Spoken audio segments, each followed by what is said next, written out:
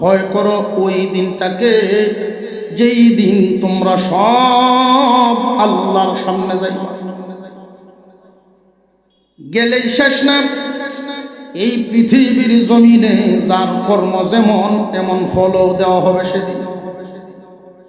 যার কর্ম যেমন ওই দিন আল্লাহর কাছ থেকে ফলও পাবে তেমন।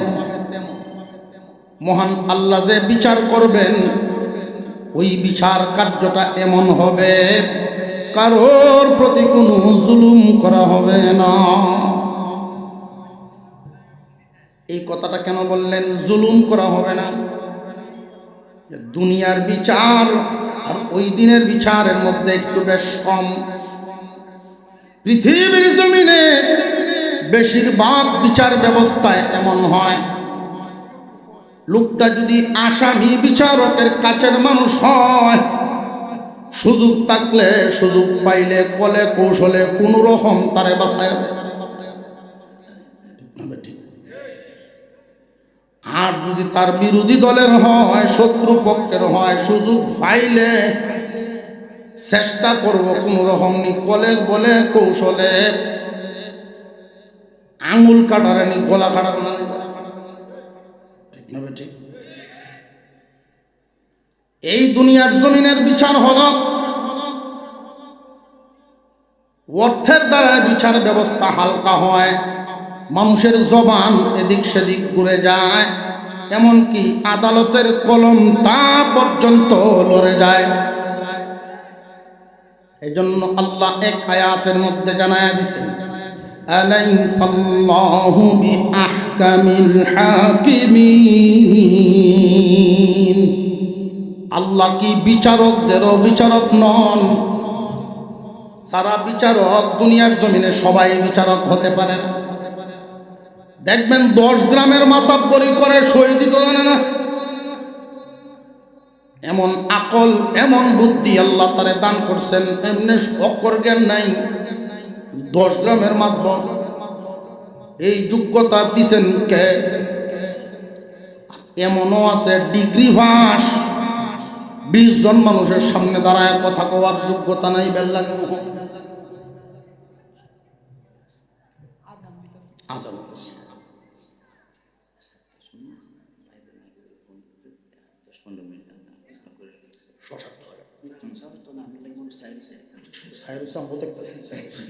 আমারও তো জানতে পারছি। আমরা এখানেই জামাত করে ফেলবো। হ্যাঁ, আমরা এখানেই জামাত করে ফেলবো। আজান হওয়ার সুযোগ দেই, আর বাহিরের মাইকগুলো বন্ধ হয়ে যাবে, যাতে ভিতরের মাইকটি চালু থাকে। কারণ পরে আমার আবার সময় নেই, আরও 2 প্রোগ্রাম যে সময় আসতাম সেই সময় আসলে তো আরও আধা ঘন্টা পাওয়া গেল। মানে আমরা কি করণ যাই দৌড়ের হলো তাই। 10 মিনিট পরে একটি বন্ধ করে দিই। অগ্রামাগারটা কম রাখতাম বলে। হ্যাঁ, রাজার সময় আইয়ে যেমন আপনারা তো আমরা এলাকার জি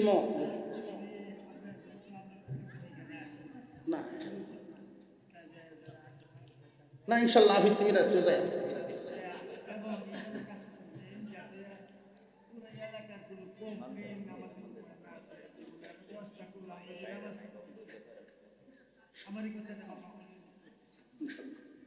আমাদের জামাত আমরা এখানে জামাত পড়ে ফেলবো ইনশাল্লাহ।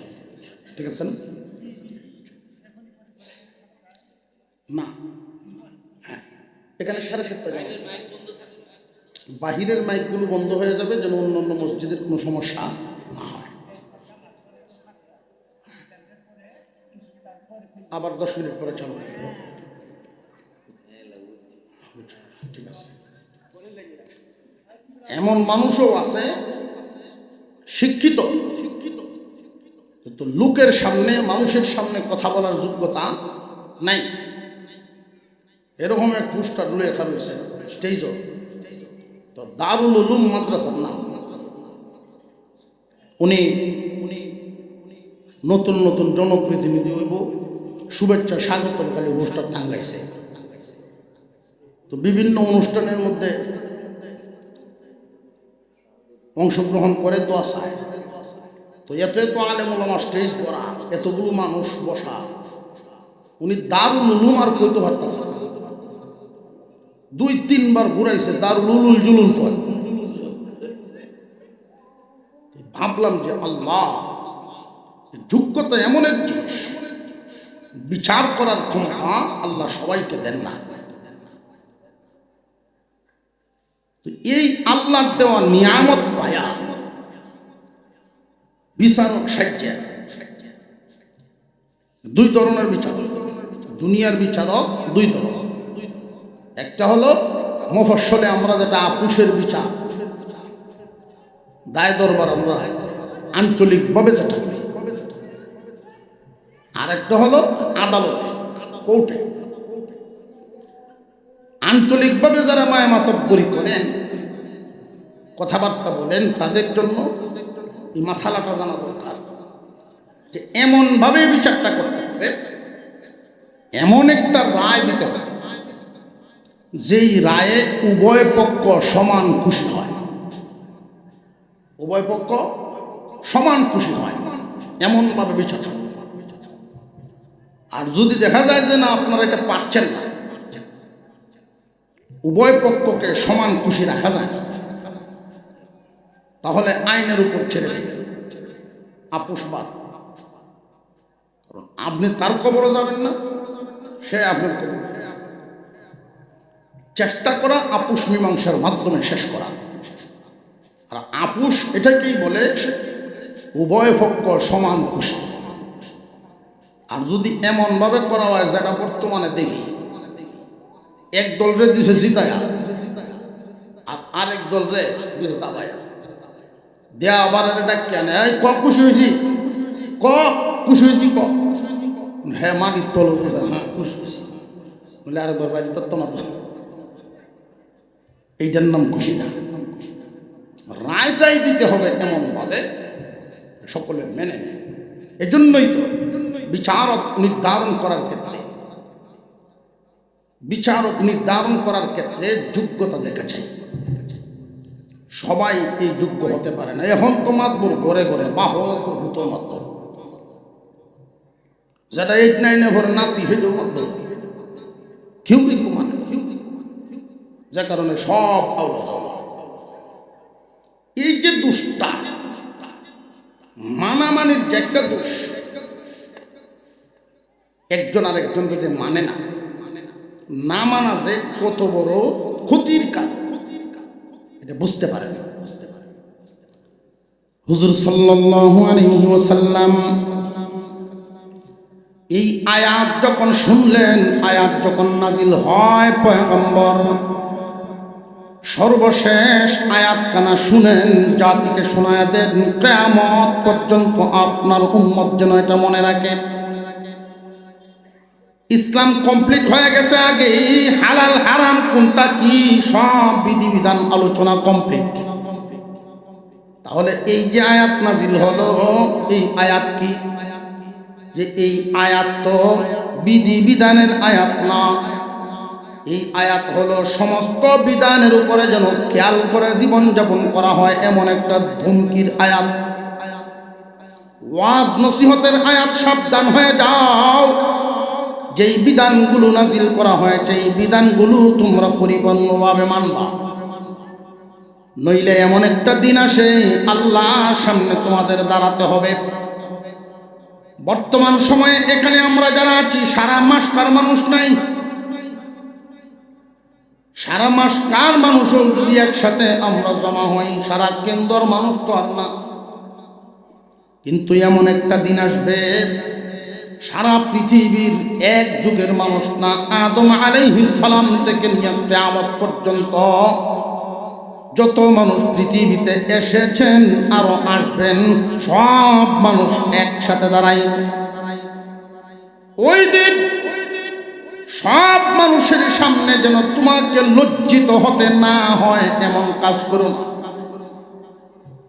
দুনিয়ার জমিনে একজন মানুষ যদি সফল হতে চায়, এটা গতকাল করে বয়ান করছি, 3টা কথা খুব মনে রাখতে হবে। 1 নাম্বার, আলেমকে তাজিম করা। আলেম ওলামাদেরকে যারা তাজিম ছেড়ে দেয়, লক্ষ্য করে দেখবেন অনেক সময় অনেক মানুষ শয়তানের ধোঁকায় পড়ে, ক্ষমতার পাওয়ারে, দৌলতের ঠেলায় কোন চিন্তার থেকে এই কাজগুলো করে তারাই জানে। আলেম ওলামাদের সাথে পর্যন্ত বিয়াদবি করে ফেলে। আলেমকে তাজিম করা এটা এক নাম্বার মনে রাখতে হবে, কারণ আলেম ওলামাদের শান মান মর্যাদা। কোন একটা গ্রামে কোন জনপদে যখন একজন আলেম প্রবেশ করেন, একজন আলেম ঢুকে যান, আল্লাহ রব্বুল আলামিন ফেরেশতাদেরকে জানায়া দেন, মুর্দেগান যারা কবরবাসী আছে, যদি আযাব হইতে থাকে আযাব বন্ধ রাখো। কারণ জমিনের উপরে দামি মানুষের চলাচল হইতেছে। কেমন দামি? নবীগণের দরজা বন্ধ, নবী তো আর আসবে না, শেষ নবী আইসা গেছেন, আর নবী নেই। নবুয়তির দায়িত্ব যারা পালন করেন, নবীওয়ালা কাজ, ওয়ারাসাতুল আম্বিয়া, উলামায়ে কেরাম, আলেম উলামাগণ জমিনে বিচরণ করেন। সাবধান, আযাব বন্ধ রাখো। তারা যখন এই এলাকা ছেড়ে অন্যত্র যাবে, তখন তোমাদের কাজ শুরু করো। এই জমিনের উপরে যখন তালিবে ইলমরা আটে, মাদ্রাসার ছাত্ররা, এদেরকে আমরা তো দেখি কমদমা পাঞ্জাবি হিনছে, সলিমুদ্দিন হুত আনতেছে, কিন্তু না, তার দাম আছে। আল্লাহর রাসূল বলেন, ইন্নাল মালাইকাতা তাদউ আজনিহাতাহা লিযালিত তালিবিল ইলম। আল্লাহর পয়গম্বর বলেন, একজন তালিবে ইলম জমিনের উপরে যখন ঘোরাফেরা করে, হাঁটাচলা করে, আল্লাহ পাক রব্বুল আলামিন ঘোষণা দেন, ফেরেশতারা রে, তোমরা তোমাদের পাখাগুলো তালেবে ইলমের পায়ের নিচে বিছায়া দাও। এই কথাটা ভালোভাবে চিন্তা করেন, ভালোভাবে ব্যাখ্যা সাপেক্ষ কথা। আল্লাহর রাসূল তো এও বলতে পারতেন, এই ফেরেশতারা তাদের পাকা দিয়ে ছায়া দেয়। ছায়ার কথা বলেন নাই, পায়ের নিচে বিছানোর কথা বলছে। আল্লাহ পাক রব্বুল আলামিন তালিবে ইলমের পায়ের নিচে ফেরেশতার ডানা বিছানোর কথা বলে এর মর্যাদা বুঝাইছেন।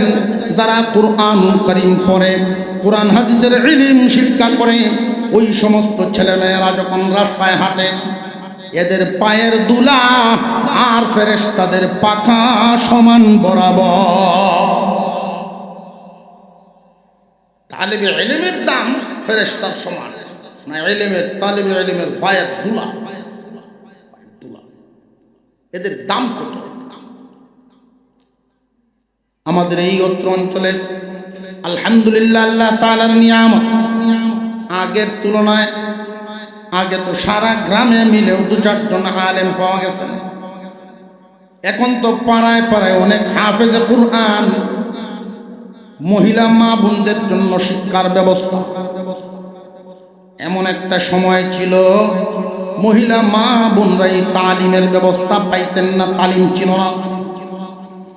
এই মহিলা মাদ্রাসাগুলো উম্মতে মুহাম্মাদির জন্য বিরাট বড় এক নিয়ামত। লক্ষ্য করে দেখেছি, পশ্চিমার যেই সংস্কৃতি, ওই সংস্কৃতির থাবায় মুসলমানের সংস্কৃতি উঠে যাচ্ছে। ক্লাস প্রাইমারির ছোট ছোট বাচ্চাদেরকে সংস্কৃতির নামে ডান্স গান শেখানো হয়। লক্ষ্য করে দেখছেন নি? ছোট ছোট বাচ্চাদেরকে দিয়ে বিভিন্ন অনুষ্ঠানের নামে, সাংস্কৃতিক অনুষ্ঠানের নামে, প্রতিযোগিতার নামে ছোট ছোট বাচ্চাদেরকে বিভিন্ন গানে নাচে অংশগ্রহণ করানো হয়। রে মুসলমান, খুব সাবধান, ভিতর সজাগ করেন, বিবেককে জাগ্রত করতে হবে। ইতিহাস আদম আলাইহিস সালাম থেকে নিয়ে এই পর্যন্ত যত ইতিহাস দেখবেন, কোন খারাপ নারীর ঘরে আল্লাহ নবী জন্ম দেন নাই। কোনো খারাপ চরিত্রহীন নারীর ঘরে পয়গম্বর পাঠান নাই, বুজুর্গানে দিন কোনো দুষ্ট প্রকৃতির নারীর ঘরে জন্মগ্রহণ করেন না। এমন যদি হয় কোনো একজন নারী বেপরদা বেশরম চলাফেরা করে কিন্তু তার সন্তান আলেম, এমন যদি নজরে পড়ে তাহলে খোঁজ নিয়ে দেখবেন আমল ভালো হইতো না। আসর এমন এক জিনিস,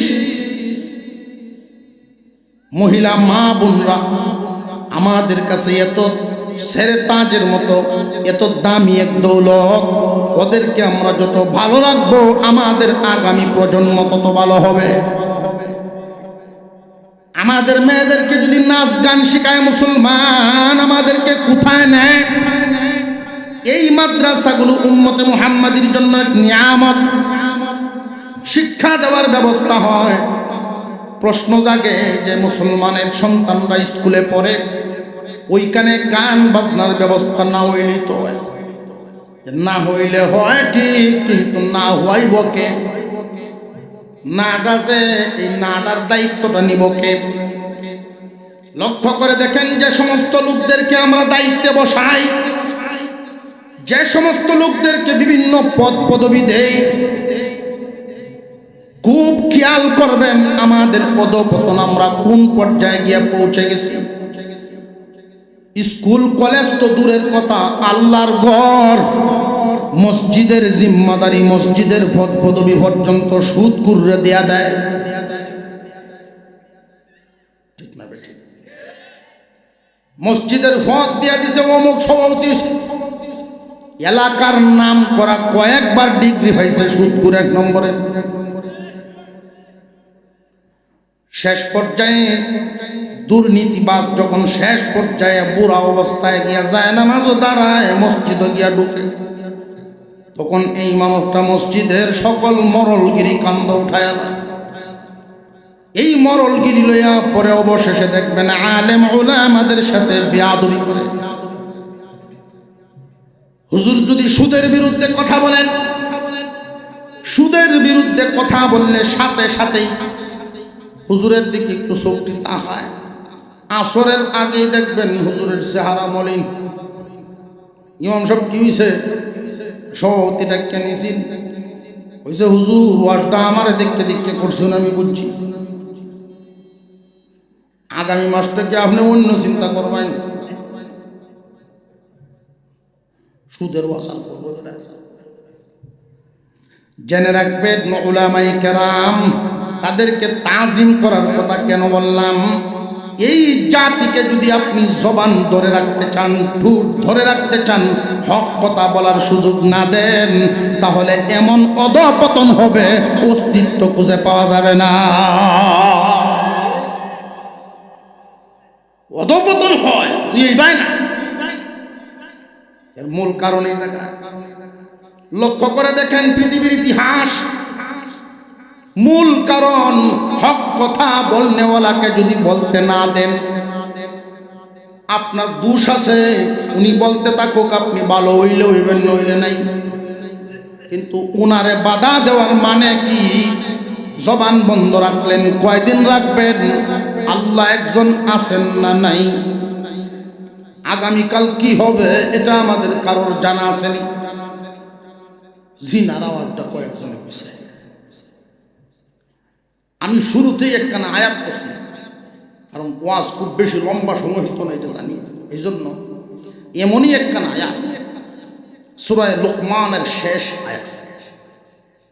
এই আয়াতে আল্লাহ 5টা বিষয়ের কথা বলছে, যে এই 5 বিষয়ের ইলম জ্ঞান একমাত্র আল্লাহর আছে, কেউ নেই।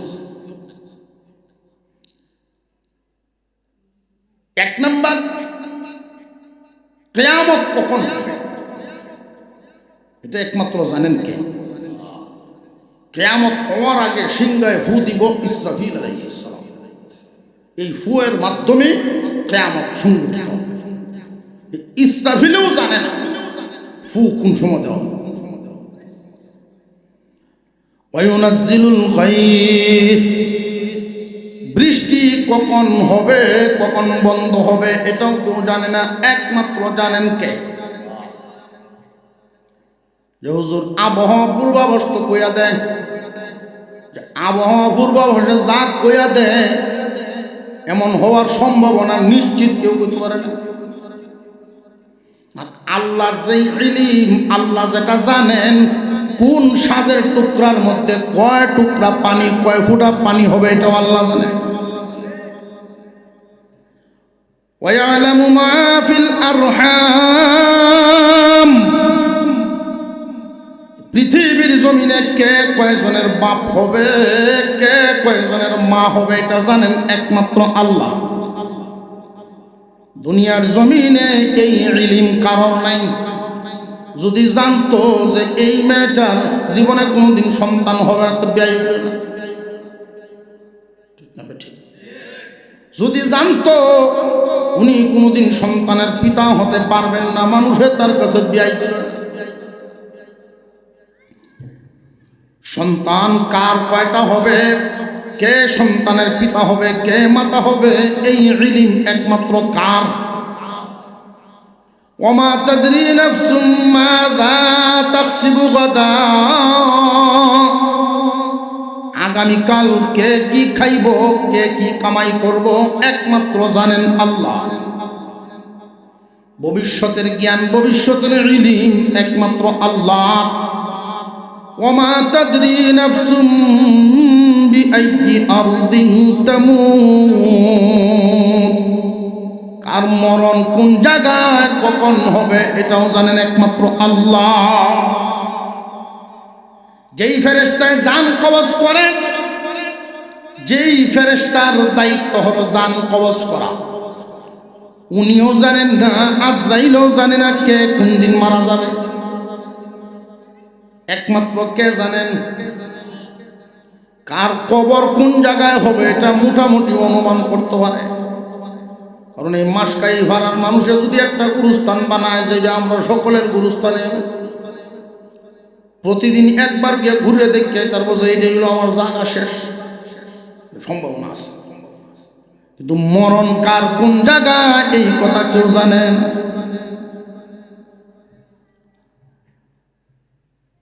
এই জন্য অনেকেই দেখবেন নিজের কব্বর নিজে বানায় না, দুই কুলে সুলতান,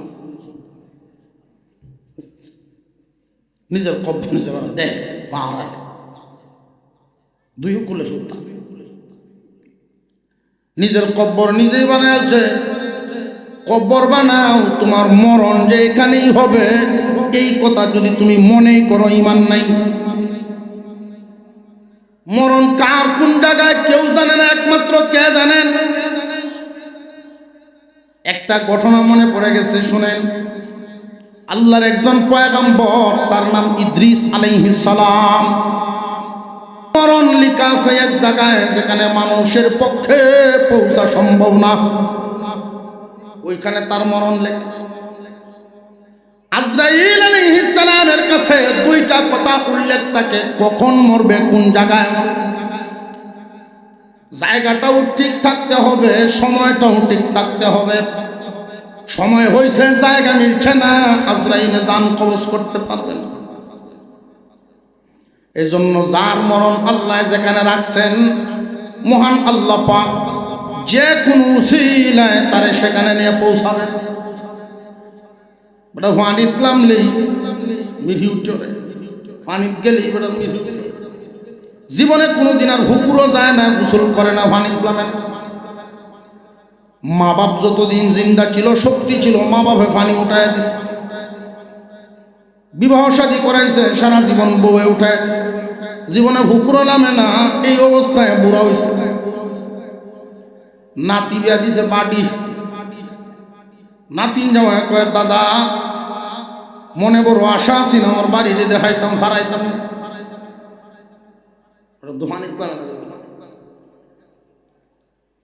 কোনো চিন্তা নাই, নৌকা দিয়ে নিমু, আর আমার গরো হুজুর ব্যবস্থা আছে, বাথরুম আছে। উনি গেল, ফজরের নামাজ পড়লেন, ঘরোই নামাজ পড়ছেন। এখন মনের ভিতরে একটা উদয় হয়ে গেছে, জীবনে তো পুকুরই নামি না, গিয়া দেখিতে নদীর ঘাট কেমন লাগে।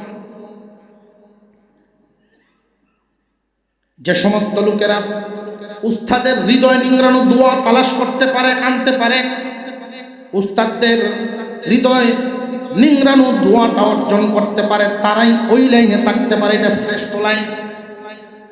হয়তো জীবনে বিল্ডিং এর মালিক হতে পারে নাই, হয়তো উনার জীবনে সম্পদের মালিক হতে পারে নাই, কিন্তু উনার জীবনটাই নাম্বার 1 সিরিয়ালে শিক্ষকতার জীবন, সফল জীবন। 2 নাম্বার, বড়দের সাথে সম্মান। বড়দেরকে সম্মান করলে যেটা পাওয়া যায় মানুষের অন্তরের দোয়া, এই দোয়াটারে আমরা তেমন গুরুত্ব দেই না। আমি একটা উদাহরণ পেশ করি আপনাদের সামনে।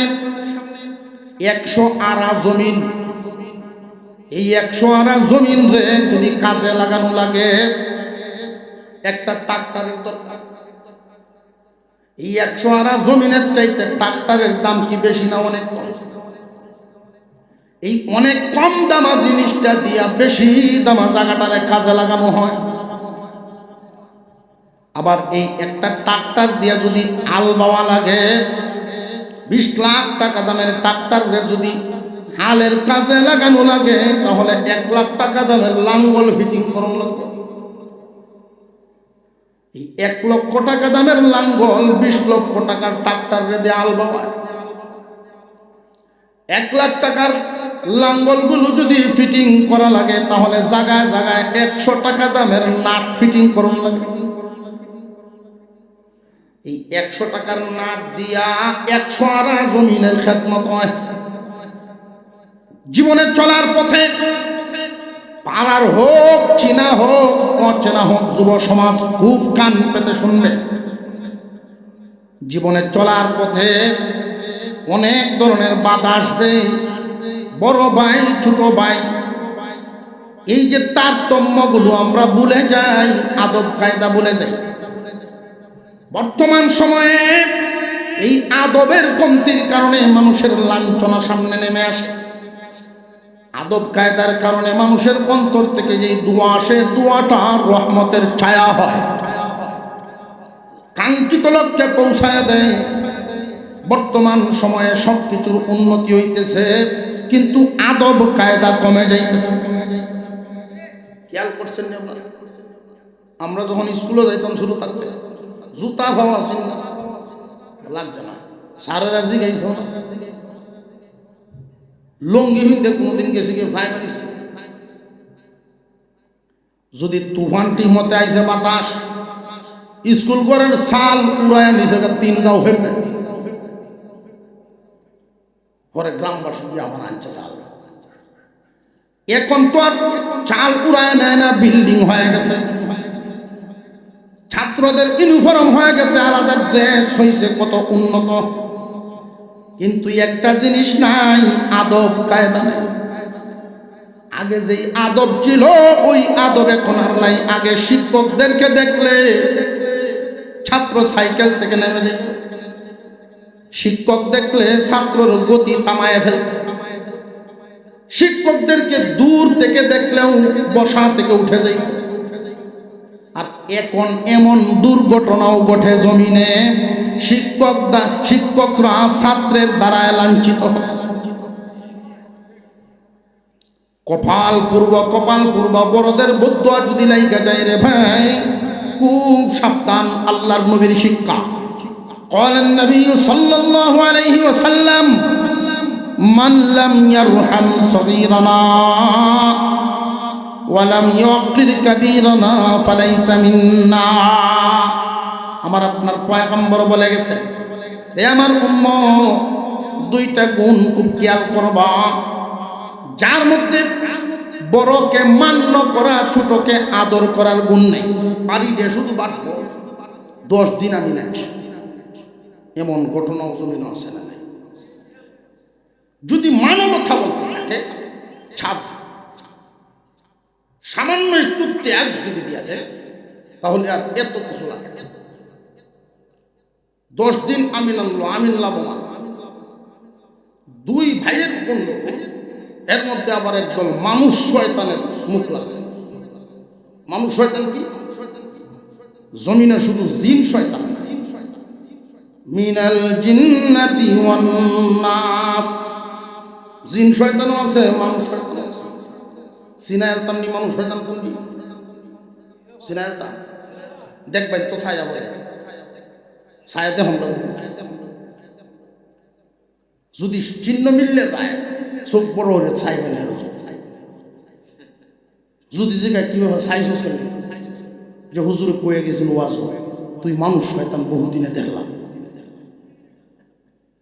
মানুষ শয়তান হলো এই দুই ভাইয়ের মধ্যে শুধু ভাইয়া বড়রা রেখে, বাপ নাই, বাপ নাই, তুমি বড় ভাই, কি মানো না মানলো তুমি বসাইল না, আমরা আছি তোমার সাথে দিছে ওটার ওলাই সুটটা রেখে করবো আরেক দলে। বাপ নাই যে জায়গা, বড় ভাই বাপের সমান, কি কামটা করছে তোর লাগে ছাড় দিতে পারবো না, তুইও ছাড়িস না, কেন ছাড়তে দেমাম লড়ি, আমরা আসি যাই বেকাল ভাব আলাপ করতাম মহিলার সাথে ক্লাব বয়া দিতেছে, টিয়া বলে চিন্তা করিস না, বিপদ আপদে মানুষের লাগে তো মানুষ কাটে, মানুষের লাগে বলে মানুষ কাটে, এই তামাশার লাগে শয়তান কাটে। গাড়ি লইয়া পরের দিনের বাড়ির সামনে কারা ওয়া সাতটা লইয়া মামলা করিয়েছে, মামলা পাইছে 20 বছর। দুই ভাই যে জন থাকতে আরাম বইছিল, দুইটা এখন পুরো হয়েছে, আর বাপের যে হারা করে জমিন তৈছিল বেচে শেষ। আগে তো আর এত গাড়ি ঘোড়া না, আটকেও যাইত মানুষ, অর্ধেক রাস্তা তাই আর রাস্তা হতো, ভিডে জিরে মানার সাথে হয়ে যাইত, এটাই খাইত। তো গাছের তলে বইছে, হুটলা খুললে দেখে একজনের টেন চিরা আছে, গুণ নাই, আর হেঁটে রুটু ছায়া দেয়, হেঁটে তুমি গুড় আছে, চিরা নেই। মনে মনে করতেছে ভাই সব যদি আমার কটা চিরা নিয়ে একটু গুড় দেন তো দুইজনের নাস্তা হয়ে যাবে, সেইটাও মনে মনে করতেছে। মেলা ইন্দোরে কথা কইলে চাইয়েই কেমনি আর কইয়েই কেমনি, শেষ পর্যন্ত সুটটা ডাক দিছে, আচ্ছা চিরা নেওয়া কটা নিয়ে একটু গুড় দিলাও। আরে ভাই এই ডাকটা যদি 20 বছর আগে দিতে আব্বার ঠিক আছে, নিজেদের ভিতরে যত এই সামান্য একটা ডাকের গন্ধ, এর বেশি কিছু। অথচ উড়ানের মাঝখানে ওয়াল উঠে, বিল্ডিং এমন আসানো কারবার, একটা চেয়ার এটাও আবার বাদ করেন না, চেয়ারটাও কাটতে বাদ করছে মনের জিদ। আর এই কাজটাই হলো হযরত ইউসুফ আলাইহিস সালামের ভাইয়েরা উনার প্রতি যেই প্রতিহিংসাটা করছে। উনি এক মুবারক স্বপ্ন দেখছেন, আকাশের 11টা তারকা, চাঁদ এবং সূর্য ওনাকে সেজদা দেয়। ওনার আব্বাও তো নবী, ইয়াকুব নবী বলেন, বাবারে এই স্বপ্ন তোমার ভাইদের সামনে করো, যে কেন? ভাইরা নিজের মানুষ, ওনারা খুশি হওয়ার কথা, কেন বলবো না? কারণ হল ইন্না শাইতানা লিল ইনসানি আদুউম মুবিন, শয়তান মানুষের প্রকাশ্য শত্রু। দুনিয়াবি উন্নতিও হতে দেবে না, পরকালীন উন্নতি হতে দেবে না। দুনিয়াবি উন্নতিতে বাধা দিবে নিজেদের মিল মহব্বত নষ্ট করার মাধ্যমে, আর পরকালের উন্নতিতে বাধা দিবে আমল কম করার মাধ্যমে। 5 ভাই এক সংসারে যদি একসাথে থাকে, সমাজের মানুষ তাদেরকে মূল্যায়ন করবে, শয়তান এটা চায় না। এজন্য ভাইদের ভিতরে দ্বন্দ্ব লাগে, যদি বাইরে না পারে বাবির উপর না ছিল ফেস লাগাই। মূল কোন জায়গায় ঔষধ? আমাদের আদব। আদব যার ভিতরে থাকবে আল্লাহ তাকে বড় বানায়। যুগ যুগ ধরে আব্দুর রহিম রায়পুরি আল্লাহ পাকের একজন ওলি ছিলেন। উনি ওনার বংশেরও না, আত্মীয়রও না, একজন সাদা সিধা গ্রামের বুড়া মানুষ। উনার দোয়ার মাধ্যমে আল্লাহ ওনার শান মান মারিফতের দরজা অনেক উঁচা করে দিয়েছে। আদব এমন এক জিনিস, আর যদি কেউ বেয়াদবি করে ফেলে, জেনে রাখবে, বেয়াদবি যদি কেউ করে, বেয়াদব মাহরুম আজ ফজলে রব, আল্লাহর ফজল করম থেকে মাহরুম হয়ে যায়। আল্লাহ পাক আমাদের সকলকে বুঝার তৌফিক দেন, বলুন আমিন। আর জোরে বলেন আমিন। 7:30 হয়ে গেছে, এখানেই জামাত হবে। 5 মিনিট সময় দেওয়া হোক, যাদের উজু নাই যেন উজু করে আসতে পারে। আবার নামাজের পরে ওলামায়ে কেরাম বাকি আছেন, আলোচনা চলতে থাকবে ইনশাআল্লাহ। আখিরি মোনাজাত করে তারপরে বিদায় হবে। ওয়া আখিরু দাওয়ানা আনিল হামদুলিল্লাহি রাব্বিল আলামিন। আসসালামু আলাইকুম ওয়া রাহমাতুল্লাহ।